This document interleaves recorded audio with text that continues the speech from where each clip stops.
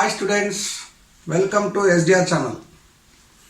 I hope you can remember the first part of the circular motion.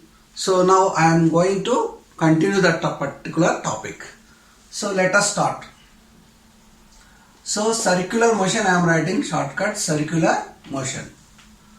So in the circular motion, in the last class I explained centripetal force and centripetal acceleration and tangential acceleration. So obviously I explained centripetal force and tangential force also. Now I want to explain different angular physical quantities which are involved in this particular circular motion. So for example, a particle moving in a circular path. So if this particle is started at this point A and it is reached at point B in a particular duration of time.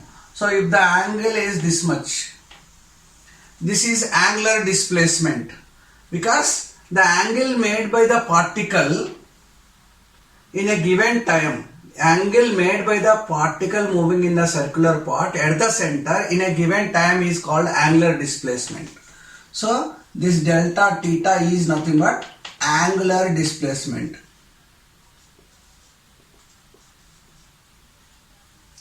So if you take angular displacement divided by time taken, so normally we can take like this. The rate of change of angular displacement is called angular velocity, which symbol is omega. This is called actually angular speed or angular velocity or angular frequency. So normally sometimes we cannot call it as an angular velocity. In future classes I will explain. So this is angular speed or angular velocity or angular frequency. This symbol name is called omega. Omega is used for angular speed. It is also called angular velocity and angular frequency. Why it is called angular frequency, I will explain. For example, if a particle is started at this point and after completion of one circle, the angle is how much? Omega is nothing but what? Angular displacement by time. Rate of change of, you can consider it as dt by dt. So for every, if the small interval of time, we can write this as dt by dt. Rate of change of angular displacement is called angular velocity. So angular velocity after completion of one circular path, angular velocity is how much? Angular displacement is 2 pi, because the angular displacement after one circle, the angle of one circle is 2 pi radians or 360 degrees divided by time taken. In the place of time taken, you write capital T, because capital T is nothing but time taken by the body to complete one circle. It is also called time period. When a body is moving in a circular path, it will take some time to complete one circular path. This time, the time taken by the particle to complete one circular path is called time period. So normally we can take from year to year, you can consider as T. Year to year you can consider as T1, T2 like this. But for complete one circular motion, the time taken must be considered by capital T, because time period is having a particular symbol. So omega is nothing but total angular displacement divided by total time after completion of this. Now if you observe this, omega is 2 pi by t. 2 pi is what actually constant.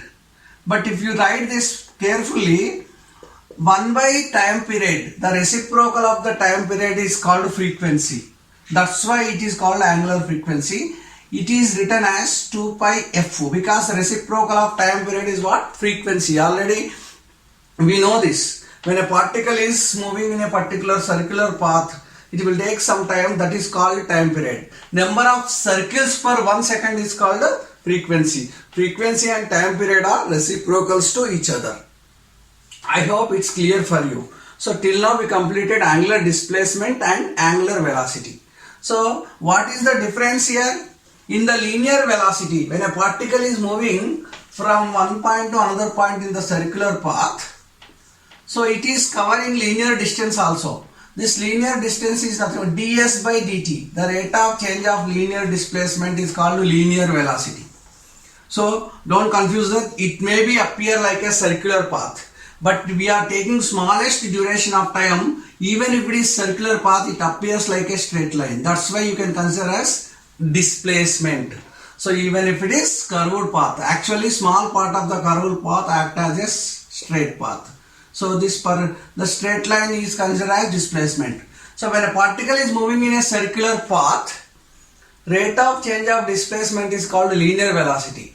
But the same particle is making certain angle at the center. This in a particular time, in the same time. So the angular velocity is nothing but the rate of change of angular displacement is called angular velocity. It is also called angular speed. So why it is angular frequency? Why it is called angular frequency? I explained it. So because it is 2 pi into frequency. Some constant into frequency is another frequency. But as it is angle, this constant is angle, we can consider angular frequency. Angular frequency is nothing but 2 pi into linear frequency. I think you got this. Once you understand this angular displacement and angular velocity, now we are going for angular acceleration. This angular acceleration is denoted by alpha. It can exist only in the non-uniform circular motion. So when the particle moving in a circular path, so if it is covering different angles, for example, this is theta 1, this is theta 2, this is theta 3. So if the particle covers unequal displacement, unequal angular displacements in equal intervals of time, then body is said to be moving with angular acceleration. It must be a non-uniform circular motion. So here omega 1 may be this, initial angular velocity is denoted by omega 1. Next angular velocity is omega 2. For example, in these 2 seconds, if you want to find out the acceleration, omega 2, omega 1 divided by time taken. So you know already acceleration formula, linear acceleration formula, v minus u by t. Final velocity minus initial velocity divided by time taken is called acceleration. Final angular velocity minus initial angular velocity divided by time taken is called angular acceleration. So it is also written as d omega by dt. The rate of change of angular velocity is called angular acceleration. Angular acceleration is nothing but first derivative of angular velocity or angular speed or angular frequency. So these are the things I explained. One is angular displacement, one is angular velocity, one is angular acceleration. So these are the physical quantities which are very important in this circular motions. Once you know these angular physical quantities, I am going to relate, I want to compare with the linear physical quantities. Angular displacement, linear displacement. Angular velocity, linear velocity. Angular acceleration, linear acceleration. So I need to give the relation between the angular and linear physical quantities in case of circular motion. So let us go for that. When a particle is moving in a circular path, so for example, its angular displacement is theta. Normally we consider as delta theta. Don't worry, for my convenience I am taking it as theta. So this is the length of the arc. This is the radius. Now already in the mathematics you studied the sector. If you take a sector, then the angle at the center is nothing but length of the arc by radius of the circle. This one already known for us. As a 11th class student you have to remember this. So whether you are 11th or whatever maybe, but this is a very basic thing. The angle is equal to length of the arc by the radius. So once you know this, we can write this equation in another way. So modify it, you will get S is equal to R theta. So that means what? Linear displacement is equal to radius into angular displacement. So if you differentiate this equation, when a particle is moving in a circular path, it is having linear displacement as well as angular displacement and radius. So if you know the angular displacement and radius, you can find the linear displacement by using this formula. But if you differentiate this equation, both sides with respect to time, then what happens? As the radius is constant, I am bringing outside of the differentiation. So this one I am writing. ds by dt, the rate of change of linear displacement is called the linear velocity. R, Rate of change of angular displacement is called angular velocity. So you got one more equation which is giving the relation between the linear and angular velocities. Once again, if you differentiate both sides, again radius will come outside. The dv by dt r into d omega by dt. This equation also I am taking the derivation both sides with respect to time. Then dv by dt, rate of change of velocity is called acceleration. Or you write as it is. The rate of change of angular velocity or first derivative of angular velocity is called angular acceleration. So these three are relations between the linear and angular physical quantities. I hope you understood these relations. Okay. So now I am going for another part. I am clearing this. So once you know this angular and physical quantities, angular and linear physical quantities, now we can go for equations of motion in case of angular physical quantities. Already in the translatory motion we studied V is equal to U plus AT. When a body is moving with constant acceleration, constant linear acceleration, V is equal to U plus AT. S is equal to UT plus of AT square. So V square minus U square is equal to 2AS. See, observe this carefully.